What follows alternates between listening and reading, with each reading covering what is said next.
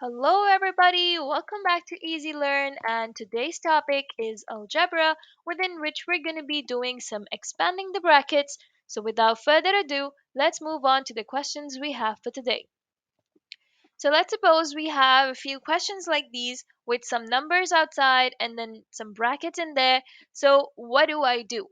Now, the first thing is that when you have a number and you have a bracket, this place right here is empty. There's no plus, there's no minus, there's no multiplication, no division mentioned to you.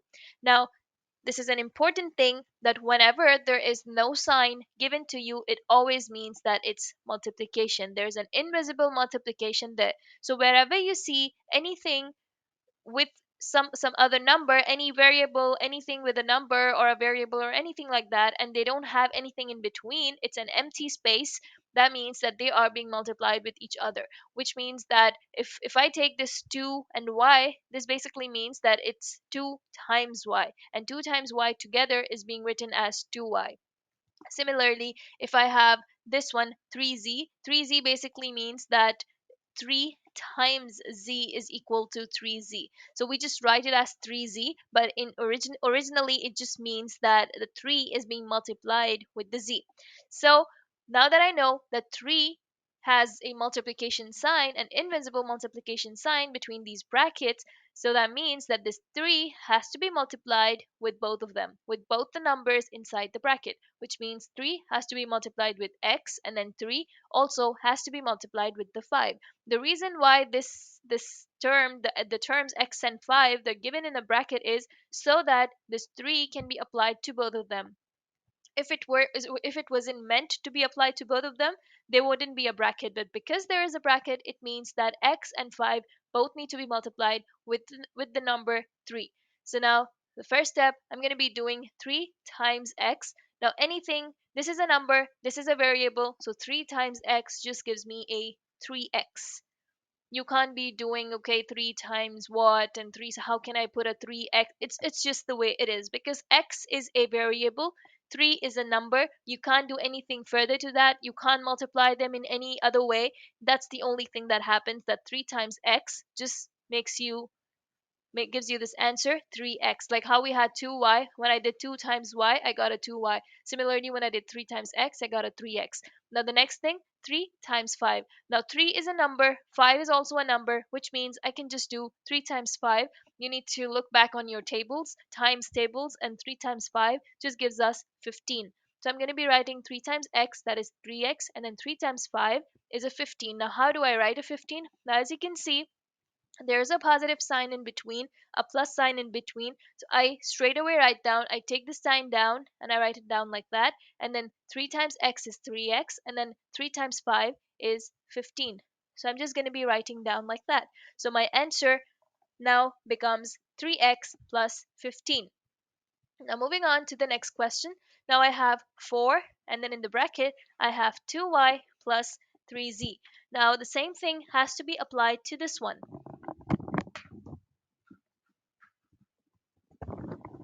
So for that, I'm going to be taking my 4 times my 2y, and then similarly, I also have to take my 4 times the 3z, which means that 4 times 2y. Now, here, this is an interesting one because there is a 4, and then there's not only a variable inside, but there's also a number, which means that I have to do something like this: 4 times 2, and then times y. Because the y is attached with the 2, I can just simply write 4 times 2y or 4 times 2 times y. So 4 times 2 gives me 8, and then 8 times y, automatically I just have 8y. Or I can just simply do 4 times 2, 8, and then 8y just comes there because y is already attached. And as I told you, that 4 is a number and y is a variable, so you can't really do anything further to that. So you'll just do 4 times 2, but 4 and 2 are numbers, so you can multiply them together. So 4 times 2 is 8, and then 4 times y together just gives you 8y. So now I have 8y. Similarly, now I'm going to be moving on to the 3. So 4 times 3, and there's a z attached with it. So 4 times 3z, 4 times 3 is just 12. So it's like this: 4 times 3 times z, And then 4 times 3 gives me 12, and 12 times z would just be 12z. And what sign should I put in between? There's a positive sign here, which means after my 8y, I'm going to be putting my positive sign, and then 4 times 3 is 12, and there's a z attached, so I just have 8y plus 12y. So this is supposed to be my answer. Moving on to the next one. Now this time I have 7a, and inside I have a y plus 4. Now this is interesting because here I have a variable and also here I have a variable, but both the variables are different. If there was an a inside instead of the y, then the situation or the answer would slightly differ. But because we have a different variable, and if I do 7, 7a basically means 7 times a. And now with 7 times a, if I multiply the y, that means 7 times a times y. So 7a and y multiplied together gives me 7ay. Okay, I just write them down all together, 7a and then y. Now the next thing is that I'm supposed to be multiplying this 7a with the 4. Now 7a times 4. So it's like 7 times a times 4. Now you can't do anything with the a. A has to stay the way it is, but you can definitely do something with 7 and 4 because 7 and 4, they're both numbers, so you can multiply them together. Again, referring back to your times table. So 7 times 4 is 28, and 28 times a would give me 28a. And now what sign should I put in between? Because there's a positive sign here, I just put a positive here, and 7 times 4 is 28. 28 times a just gives me 28a. So now, when I expanded the bracket, my final equation turned out to be 7ay plus 28a. That's pretty much it. Now, the concept stays the same. We just have a few more examples and probably some complicated ones, and with some negative signs now. Now, if you have minus 2 and y, now again, the same thing. This minus 2 has to be multiplied with the y. And in my previous video where I talk about sign rules, I mentioned that when you multiply a negative with a positive, the answer is always supposed to be negative, right? A positive multiplied with a negative always gives you a negative answer, which means if I'm doing negative 2 times the positive y, my answer is supposed to be negative 2y. And the next thing I do is that this negative 2 has to be multiplied with the negative 4.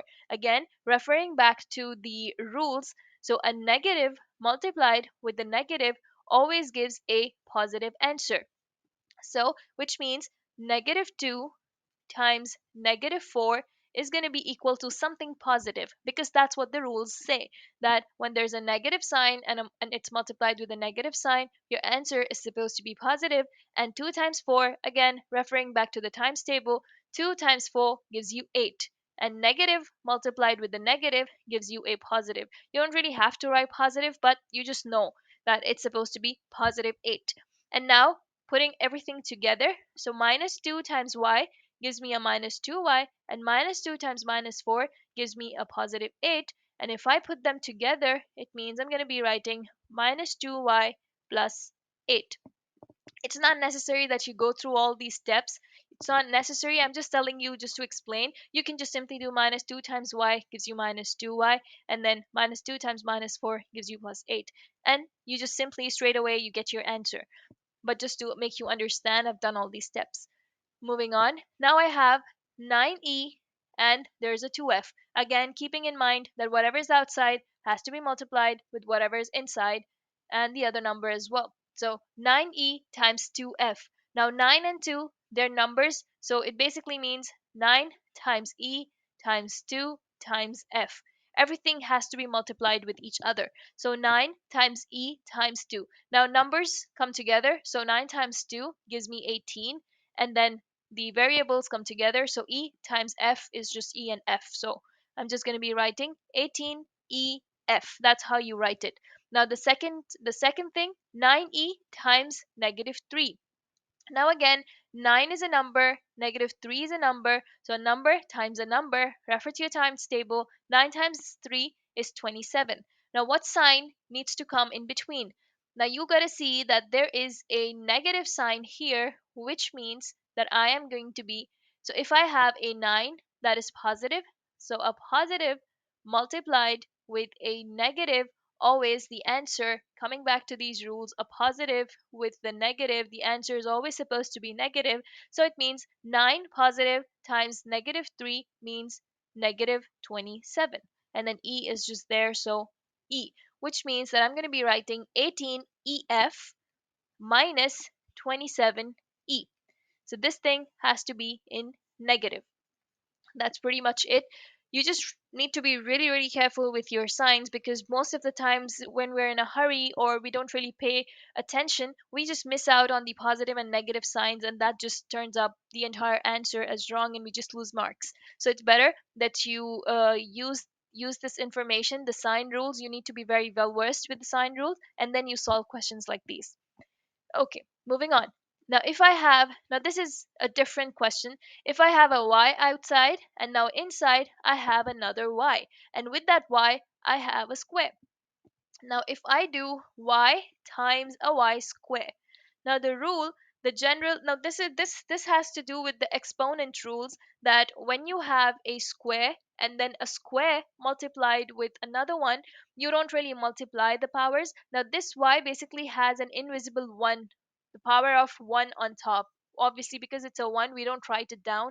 It's pretty obvious, so we don't write it in general, but there is a one on top. And if you have a y to the power of 1 multiplied by a y to the power of 2, this 2 and this 1 need to be added together.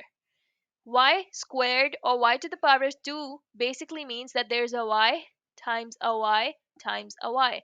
A y2 basically means that it's a y times y, and one of the y's were already outside. So y, it means we have three y's. So I'm just going to write y to the power of 3, right? So the powers basically add up when you have the same base, that is y is the same for both, and there are two powers. One has a 1 on top and the other one has 2. So without anything, you just add up the powers. You just do 2 plus 1, that's 3. So you just write y, and 2 plus 1 gives you 3. Otherwise, if this part is difficult to understand for you, you can just open up. So y square means y times y, and there's another third y outside, so y, and y, which means there are three y's. So you just put them up together and you just write y to the power of 3.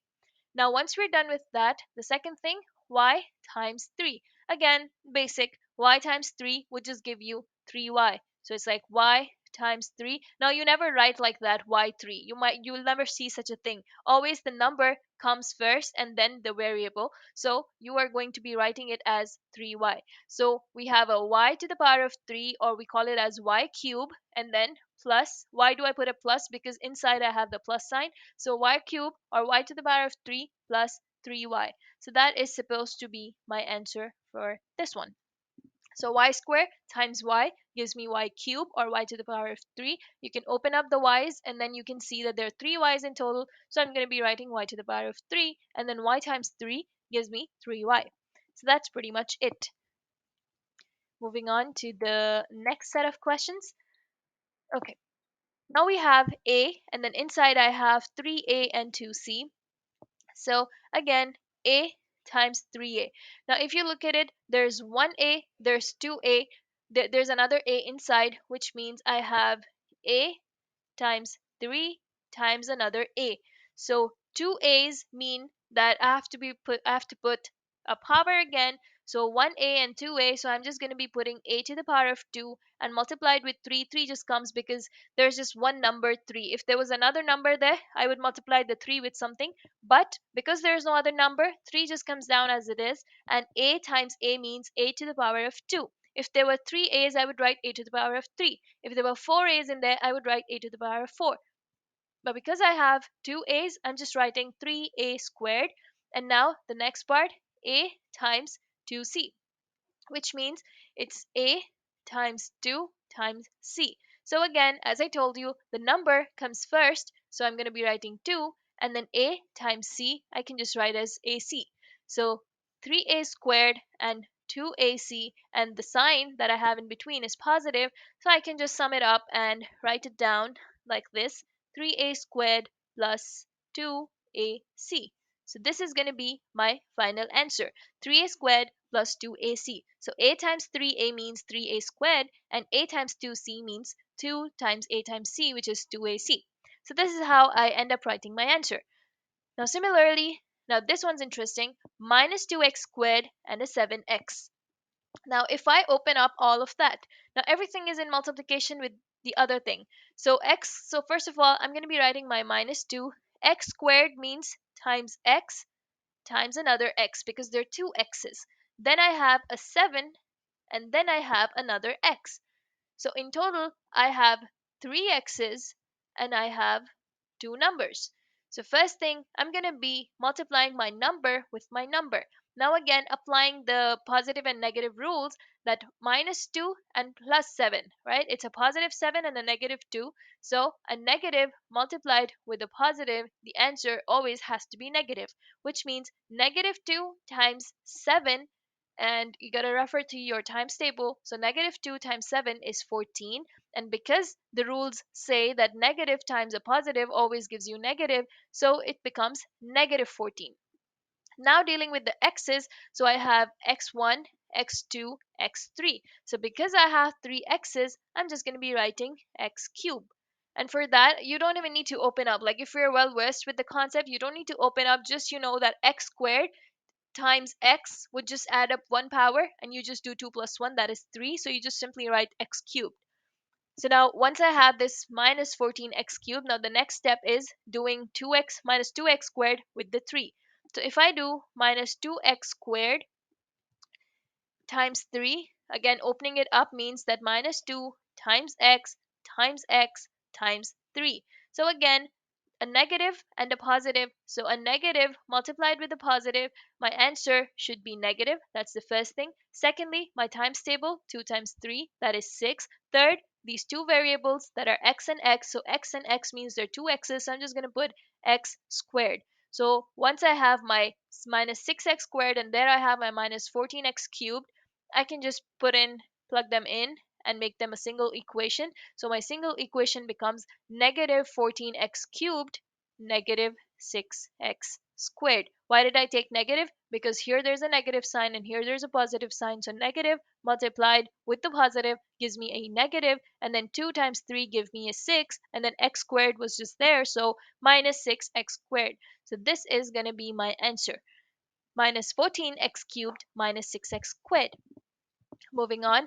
Now here, okay, overall, from the past, I think some 6, 7 questions, what we were doing was that we were multiplying the outside number with the bracket, but now this time you notice that there is a negative sign outside the bracket, which means that you are supposed to be subtracting the thing. You don't have to multiply anymore, which means that 19w minus 5, and now again, but what you're doing is you are multiplying this minus with the bracket. The minus is being multiplied with whatever is inside the bracket, not the 19w. The minus is being multiplied with everything that is inside the bracket. So 19w just stays where it is, and now a minus with a 5. So again, going back to the rules, so a minus multiplied with a plus always gives you a negative answer. So a minus multiplied with a positive 5 would give you a minus 5. And now the next thing, this minus was being multiplied with the 5, so a negative and a positive gave me a negative.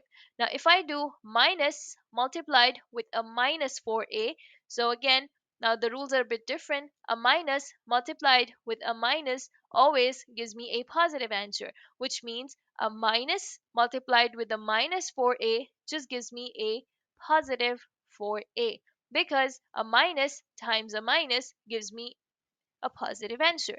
So a minus multiplied by a minus 4a gave me a plus 4a. So this is my answer, that is 19w minus 5 plus 4a. Now if you look at it, you can't do anything further with that because you have a w, here there's just a number, and here there's a 4a. Everything is different to each other. So I'm just going to be writing as my answer, that is 19w minus 5 plus 4a.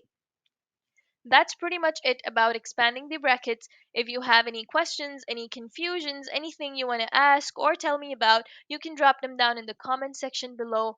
And thank you so much for watching Easy Learn. Do not forget to like, share, and subscribe my channel. Thank you.